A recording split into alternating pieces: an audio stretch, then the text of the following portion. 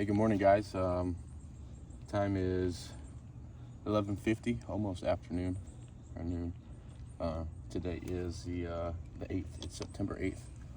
This is going to be a repairability attempt for Tina and Edward. Is it Laborde? So we got our replacement shingle here on standby. We got our damaged shingle here. We're on the back slope here. You can take a look up here. You can see two damaged shingles right here next to the hip for those to be replaced. The hip and ridge shingles also would have to go with that. Something that we noticed in the scope that wasn't there. Whoa. No, there's a valley behind me. I'm okay. So just so you guys can see on camera the shingle that we're going to be switching out today, I'm going to show you guys the tools that I'll be using. The first is going to be that the all-in-one tool is the roof snake. And then a precision nail puller for those hard to get nails, a hammer, and roofing nails. So what I want to do first is I want to loosen the sealant strips on the shingles around to identify which shingle this is. So this is the far left. All right. The sore area of repair is going to consist of these three tabs and this one shingle. It's going to go up 2 courses. As the shingle is probably about yay big, it's nailed in twice on 2 courses. And so what I want to do is just carefully break the seals. And this is, just want to be as careful as I can. It's pretty stuck. That mastic adhesive is pretty strong on it. Right. Yeah. Just want to be as careful as I can in breaking these seals. Loosen up all these shingles. The first thing we're dealing with is this mastic adhesive on this. It's pretty strong. Once I remove the shingle, we're going to identify any mat transfer that's on there. I just want to be as careful as I can. Most repair guys aren't this careful, and you can hear it's almost like I'm hitting a rock here. That's how strong that adhesive is on it. All right.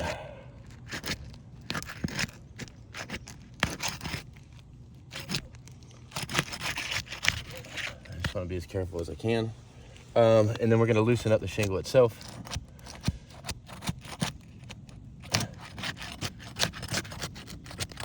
Just being careful, not jamming the tool in, just enough to be able to break the seals.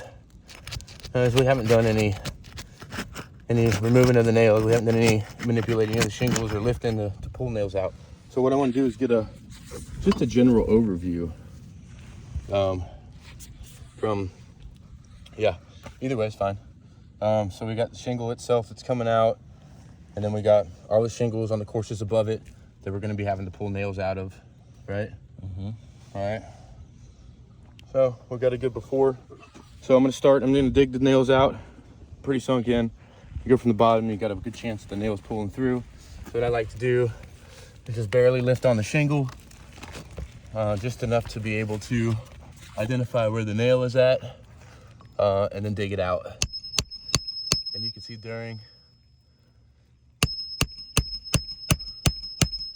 now notice I'm not cranking back on these shingles, just enough there to be able to grab that nail that's in there.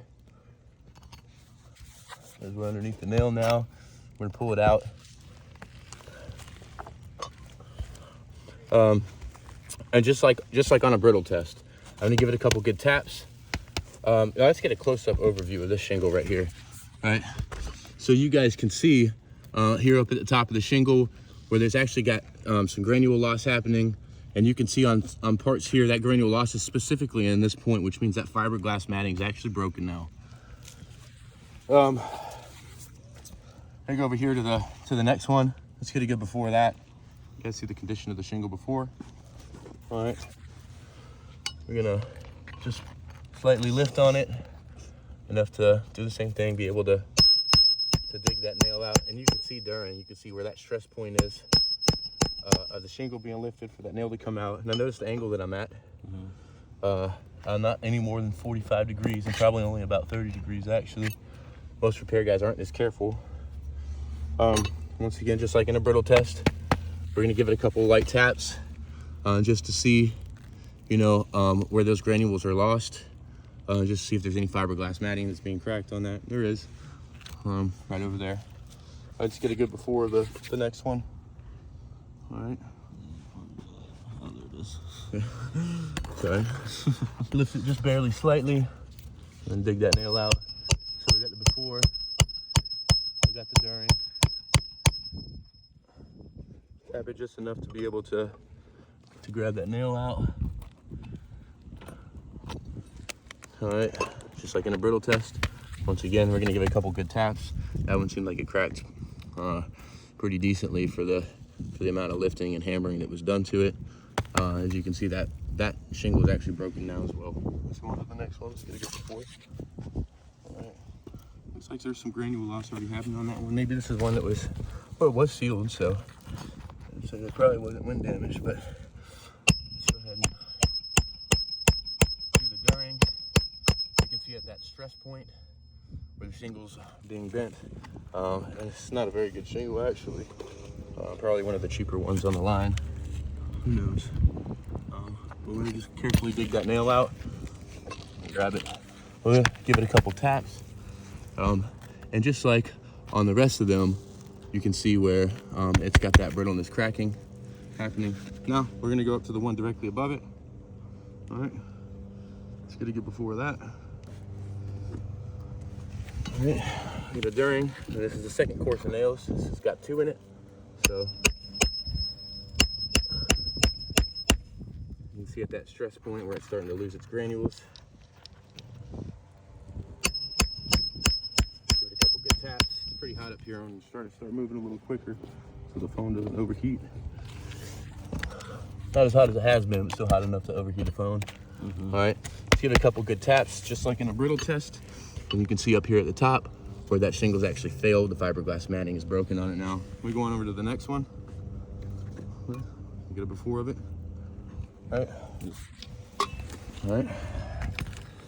Go ahead and dig it out. Same deal. You guys can see the before, the during. All right. Go ahead and pull that nail out. And just like in a brittle test, once again, we're gonna give it a couple good cracks. It has some good cracks in the fiberglass matting itself now, but you can see by giving it a couple good taps, it's pretty apparent where the fiberglass matting is broken on it. We're going to the next one. Should have get before that. All right. Oh, this one's got 2 in it as well. Just want to lift it up slightly. Most repair guys aren't this careful. And you can see on the shingles around, the ones that had to be lifted to have nails pulled out, actually just falling more and more apart. We go on to the second one, not lifting it up too high. Right. We pull that one out. Pull that one out. Oh, pull that one out. Yeah.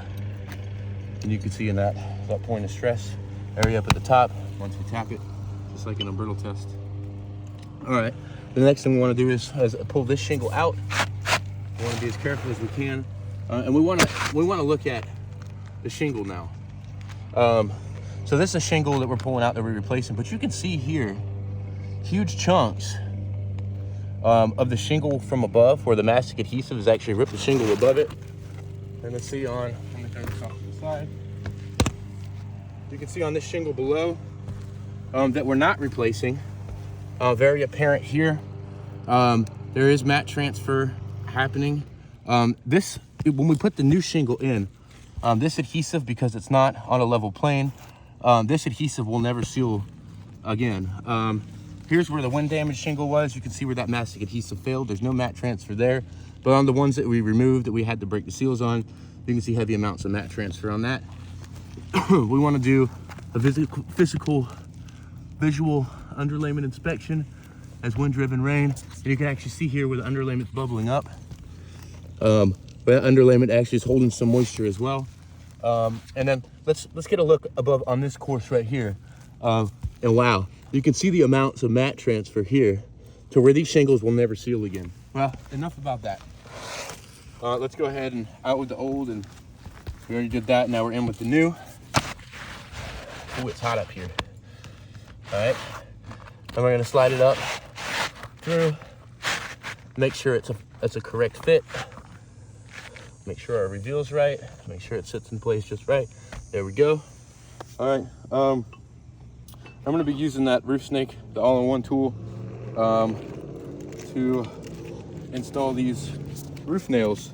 Now, everywhere we pull the nail out, we're gonna be putting the nail back in. Bear with me, guys. I know this is a little bit of a long video, but if you watch it in depth, you can see we got all our bases covered here as far as trying to be as careful as we can. Trying to make sure that the homeowner gets the correct repair. All right. One. And then I'm gonna go ahead and jump over to this side just to prevent any kind of sliding of the shingle. All right. Get it started there.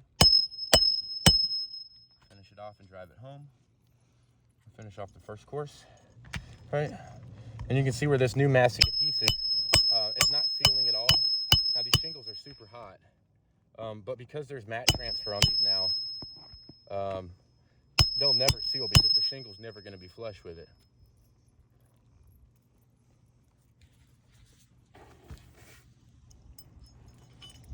We're going to the next one.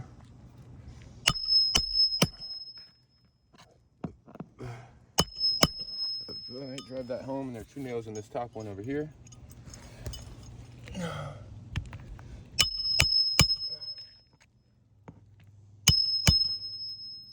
right, next one.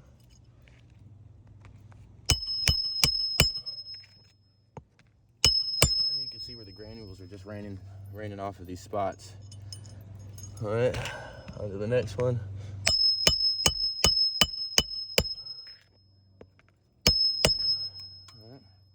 And then the last one, we got 2 nails in this one as well.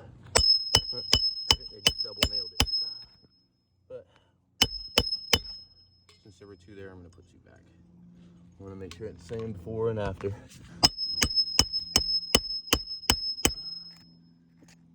Drive it home.